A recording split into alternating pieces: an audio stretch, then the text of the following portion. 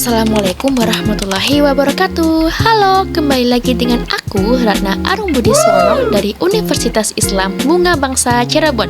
Kali ini kita akan membahas tentang teori perkembangan kognitif Vygotsky. Nah, sebelum membahas teori tersebut, kalian tahu nggak sih siapa yang disebut anak usia dini? Yap, ada pendapat yang disampaikan oleh National Association for the Education of Young Children mengatakan bahwa anak usia dini adalah anak yang berada pada rentang usia 0-8 tahun yang tercakup dalam program pendidikan taman penitipan anak pada keluarga, pendidikan prasekolah baik swasta maupun negeri, TK, dan SD.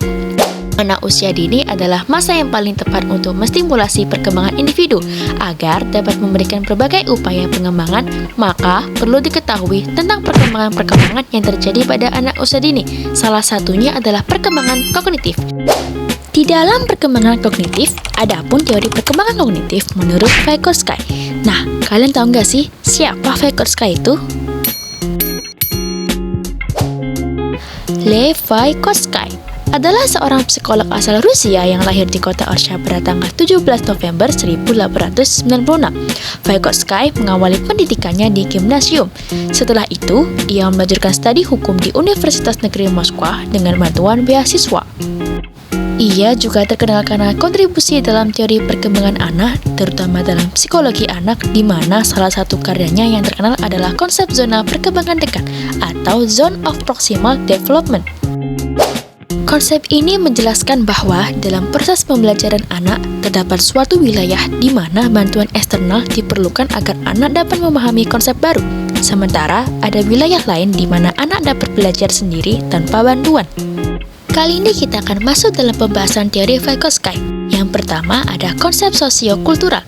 Teori Vygotsky menggambarkan perkembangan manusia sebagai hasil dari interaksi sosial dan budaya. Vygotsky menekankan pentingnya pembelajaran melalui penggunaan pengetahuan dan alat-alat yang ada di dalam masyarakat, serta bimbingan dari individu yang berpengalaman. Berbeda dengan Piaget yang melihat anak sebagai penemuan individual, Vygotsky menyoroti peran orang dewasa dan anak lain dalam memfasilitasi perkembangan anak. Menurutnya, fungsi mental yang lebih tinggi seperti ingatan dan penyelesaian masalah berasal dari budaya dan diwariskan kepada anak melalui pengalaman pembelajaran yang dipandu. Yang kedua adalah zona perkembangan proksimal. Menurut teori Vygotsky, zona perkembangan proksimal atau ZPP adalah jarak antara kemampuan aktual dan potensial seseorang. Pembelajaran terjadi ketika anak bekerja dalam zona perkembangan proksimal mereka, di mana tugas-tugas belum dapat dikerjakan sendiri, tetapi masih memerlukan bantuan dari orang dewasa atau teman yang lebih kompeten. Yang ketiga adalah konsep scaffolding.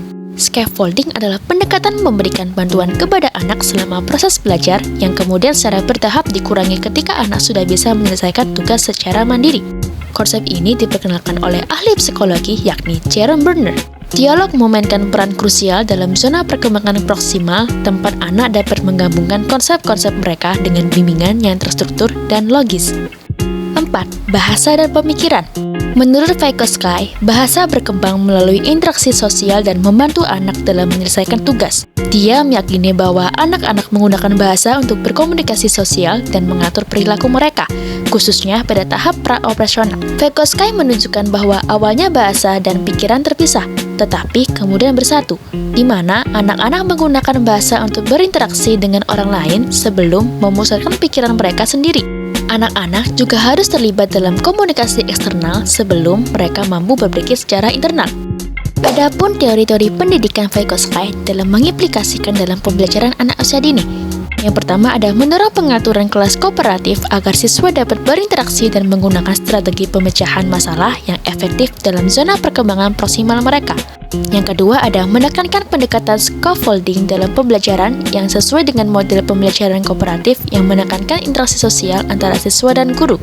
Ketiga adalah teman sebaya juga memiliki pengaruh pada perkembangan kognitif anak, dan pembelajaran kooperatif nampaknya mempercepat perkembangan anak daripada pembelajaran lewat penemuan individu.